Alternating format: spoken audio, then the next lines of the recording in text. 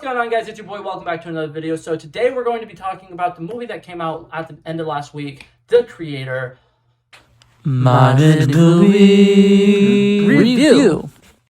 Okay, so this is a movie that is definitely something that has been on a lot of people's radars. It's definitely going to be like one of the biggest movies of the fall. And it is directed by the director who made Rogue One, which in my opinion I think is a very solid movie. I really enjoy it, and I definitely think that that guy had a great vision for that movie. And for this movie, I think that he kind of uses a lot of the similar visions. He has some of the same concepts. I think that there's definitely a lot of fun to be had here. And I definitely think that there's a lot of stuff with this movie that works really well. But at the end of the day, I did not fully enjoy this movie, and I want to talk about it. So right off the bat, things that they got right? The cinematography was fantastic. There were a lot of scenes that were shot very well. Like the sequence from all the trailers where there's a guy standing on the beach and then there's the giant explosion off in the ocean. That scene was incredible. It looked beautiful. Seeing this in IMAX would probably be fantastic. All of the visuals, incredible. There's a lot of CGI little like giant tanks and giant robots and little CGI little monsters and stuff like that. They look fantastic. Every single one of them looks great. And then overall, I would say that the acting is pretty solid. So if all of those things are pretty good, where does this movie fall flat? In my opinion, this movie is 2 hours and 13 minutes long. And a lot of the stuff that happens in the beginning of the movie kind of feels like it's literally just shoving exposition in your face. And something that I don't like is they do such a good job with this first opening scene, really establishing the characters that we have, what their deal is, and their connections to each other. But they spend like 30 to 40 minutes after the original opening scene just completely hammering in the fact that this guy was in love with this girl and now that girl is gone, right? But the entire 2 hour and 13 minutes of the movie, he is basically looking for this girl who is dead. Everybody has told him is dead. And he himself can't believe that she's actually gone. And that to me is kind of like, I don't know. It bothers me that the entire movie is like beating a dead horse with this whole, okay, he's on an adventure. He's on a journey to try to find his long lost wife who everybody knows is dead. And so that kind of bothered me a little bit. But that being said, right, I understand that this movie is about love, and the original title of the movie was going to be True Love, but he was scared that it would give off like rom-com vibes, so he didn't go with that. So I understand that's the goal of this movie, was to create a beautiful love story.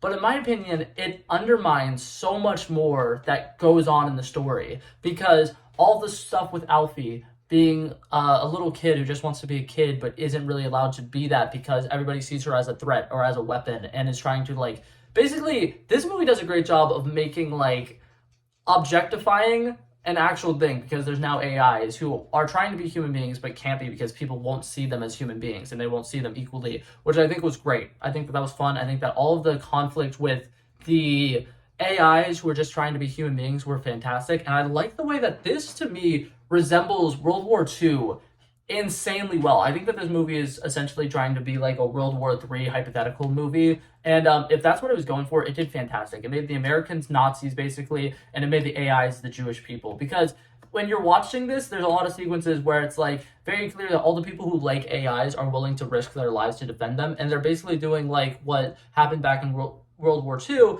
which is like they have some people who are currently trying to be like taken captive, and like instead of being thrown into incinerators, they're being thrown into these compactors because they're robots and machines or whatever.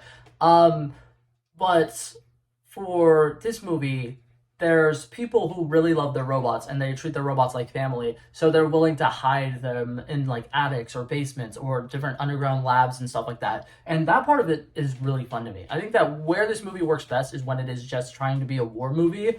I think that all of the generals and like all the American people who are chasing them down feel very threatening. They feel like an actual threat and they feel incredibly menacing, and it definitely seems like something where our main character is going to be in a lot of trouble. There's a good chance that he dies in this. And I think that that's fun. I think that they do a great job raising the stakes of this movie, and I feel like they do a good job with action. But like I said, a lot of that gets undermined when we go back to sequences with Josh and Alphie, and Josh is just basically talking about how much he misses his wife. And it's cool. I get it. Love is very, very important. And then by the end of the movie, when he kind of gets to share a moment with his loved one, it's a great payoff. It's fantastic.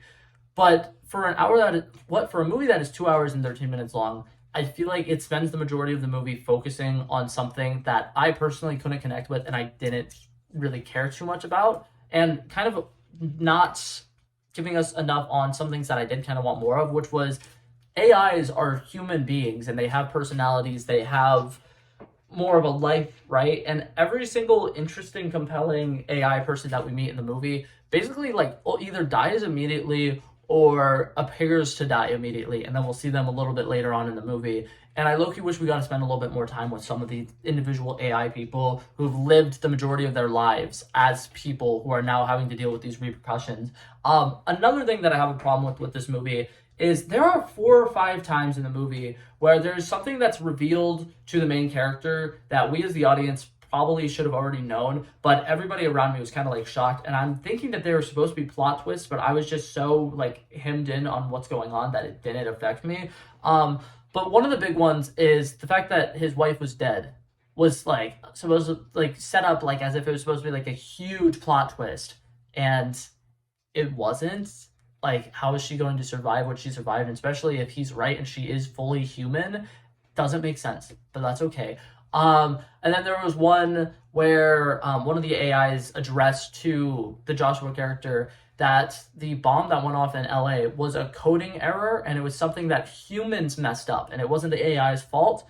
And he gets like shocked by this, and he's like, "Oh my god, that's crazy!" But in my opinion, that reveal should have been earlier in the movie, because at this point, Josh is still is already 100% on the AI side. Like, he's already fighting alongside the AI people. He's doing whatever he can to protect Alphie. He's not just using her as a weapon, and it really bothers me because like he at this point already doesn't like the Americans and doesn't trust the Americans. And that would have been a huge, shocking reveal if he was still on the same side as the Americans. But you can tell he doesn't care about them anymore. So when he finds out that, oh, it's the humans' fault that this entire war has started, he has basically no reaction to it. And in my opinion, that would have been one of the bigger reveals to have like a, oh my god, what? That's crazy. Holy shit, what's happening thing. But the way that one just played off didn't work very well for me. And then I want to say there was one other one, but at the moment, I'm kind of blanking. I think that the one where they revealed that she gave her likeness to AIs or whatever, and he's seeing like different AI versions of her. I feel like that was actually pretty cool. That was interesting, and I like that they at least did something to address that, because every time I saw those like ads where it's just like share your likeness to the AIs or whatever, I was like, please tell me we're gonna see an AI that looks like him or something. Because after seeing the movie that came out on Netflix a couple months ago called They Cloned Tyrone, I was expecting kind of elements of that to be in here, where like he was going to find an AI version of himself, or some human character is going to find an AI version of themselves, look them dead in the eyes, and just be fucking terrified. Because I think that was a really cool thing that could have happened, but I don't think happened at all in the movie.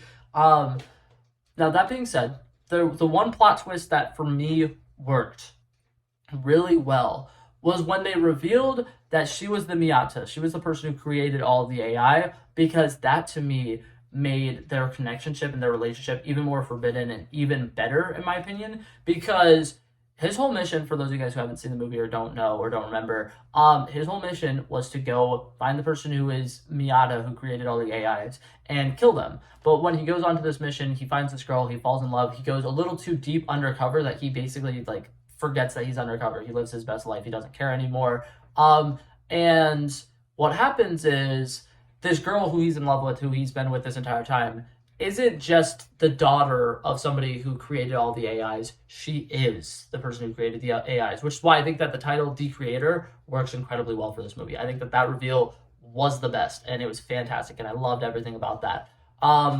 But that's pretty much everything that I wanted to talk about, actually. I think I've hit every note that I wanted to hit. One thing I will say, the opening sequence was fantastic, where it was showing like the evolution of robots or whatever until they get to the new advanced AIs that they have right now. I thought that was a really cool way to start the movie, and I like the fact that it kind of took us back before bringing us to the future, which was kind of nice. And then, yeah, there was a lot of stylistical things that were really cool, and I really like it. And I like the way that they changed the main character from being somebody who didn't believe AIs were real to him being a full believer by the end, because he starts off very much like, they're not people, they're robots, they can't have these emotions or whatever. It's all programming. To by the end, he literally is like there with the love of his life, but it's a robot version of her, and I don't know. I just thought that was very cool and symbolic. But yeah. So that being said, I low-key had more negatives for this movie than I had good things about it. But I still really like it, but I'm just so conflicted about it. I'm gonna give it a final score of 67 out of 100. I liked the movie, but there was so much wrong with it. And then one of the big things that actually bothered me, which I apparently completely forgot to say, the ending of the movie is the thing that the entire movie is building up to, which some people are gonna be like, yeah, that's how the movies end. That should be the climax of the movie. For people who don't know, I'm gonna throw up the little plot structure chart on the screen real quick. A movie should start, it should have the exposition, and then it should start having this rising action, the climax, and then a little bit of falling action, so we can kind of see like the aftermath of what happened. This movie does not have an aftermath of what happens at all. It hits the climax where they take down the giant ship, which my mind is completely blanking on the name of right now, but they take down the giant ship, and then that's it. That's the end of the movie. We see a couple people's reaction to the ship going down, and then that's it. I really think that this movie would have benefited from just one scene that was like 15 years later, and it's like them rebuilding Las Vegas, and it's AIs and humans working together to rebuild Las Vegas. Or, oh, I said Las Vegas, it's Los Angeles. Either that, or a scene that was Alphie when she grew up a little bit older, and maybe she like rebuilt the likeness of her parents or something so she could have a happy family or something. I feel like the way that this movie ended was too abrupt, and it kind of like completely left a bad taste in my mouth. I left the theater thinking, that was it? Really? Like, we watched 2 hours and 13 minutes and that's where you're ending it? What the hell? This needed a little bit more. But yeah, that was it for this video, guys. Hope you guys enjoyed it. Thank you guys so much for coming by and checking it out. I love and appreciate you guys so much. And I hope you guys have an amazing day. Peace out. Bye. He wanted me to drop a verse, I did this. We planned a day and then we did this. Wanna be in love with the girls with the kisses. Don't give a damn, I'll written this. I like this when I run the distance. I run a 5K, you go ballistics. I wanna live within the business. Buy more than what's on the clearances. You're getting big cause I know you're a physicist. I wanna deny this shit, I'm unlimited.